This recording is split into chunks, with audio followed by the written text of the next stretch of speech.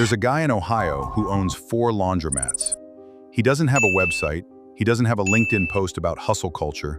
Most of his neighbors think he's retired. Last year, his laundromats brought in just under $600,000 in revenue, and he was home by 2 p.m. most days. He's not a genius, he's not early to some hot new industry.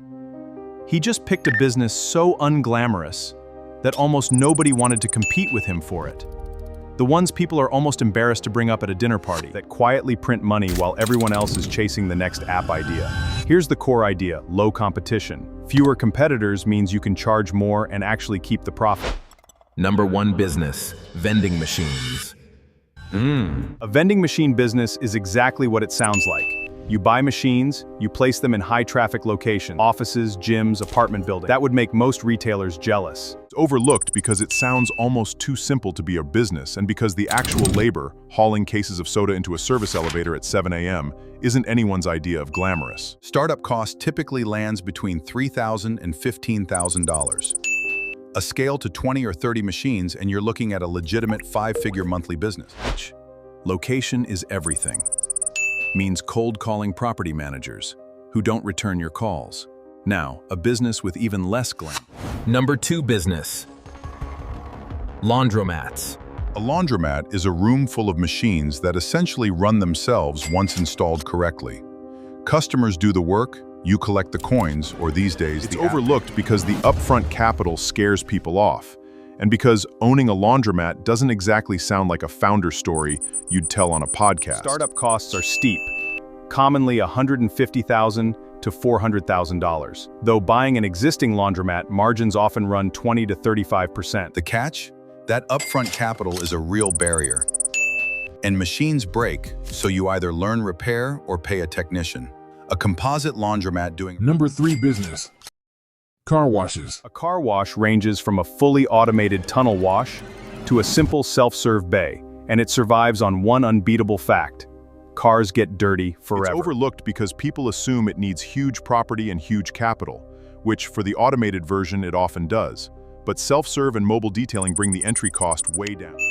Startup costs range enormously. A mobile detailing setup might run $2,000 to $5,000, while a full tunnel can run into 7 figures. On the lower end, The catch is water regulations, equipment maintenance, and real upfront risk. $2,000 to $3,000 a month part-time. Now, something people genuinely don't want to think about, literally. Number 4 business, Every construction site, festival, and outdoor wedding needs somewhere for people to go, and someone has to supply that. Portable toilet rental is about as unglamorous as business gets, which is exactly why almost nobody wants in. That's the whole edge. Low competition because everyone else looks away. Startup costs for a small fleet run roughly $15,000 to $50,000, and margins can be surprisingly strong. The catch? You're dealing with waste management, and there's real liability and licensing to navigate. A composite. Number 5 business, dumpster rental. Dumpster rental is renting out roll-off containers for construction debris, home renovations, and cleanouts. It's overlooked because people assume it needs a fleet of expensive trucks and a warehouse den. And to scale big, it does. But it's more. Often startable in the $15,000 to $40,000 range for used equipment.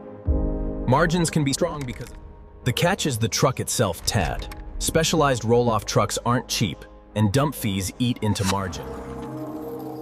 Number 6 business, self-storage. Self-storage is renting out empty space, which is about as close to money for nothing as a physical business gets launched. Except getting there requires real capital. It's overlooked at the small operator level because most people assume self-storage is only for big institutional investors. Startup costs vary wildly. Tens of thousands to convert existing space, up into the millions for The catch? This is a real estate business first and a storage business second, Bo. You need capital, zoning, and patience. Number 7 business, ATM ownership. Owning ATMs means you place machines in bars, convenience stores, and small businesses, and you collect a surcharge fee every time someone withdraws cash. It's overlooked because people assume cash is dying clearing, and usage is declining in some places does. But plenty of markets still Startup cost per machine is relatively low, often $2,000 to $5,000, including the machine and initial cash load. The catch? You need capital sitting in the machine as cash, and there's a security consideration. A composite operator with fire rundown. Vending machines, low entry, steady side income.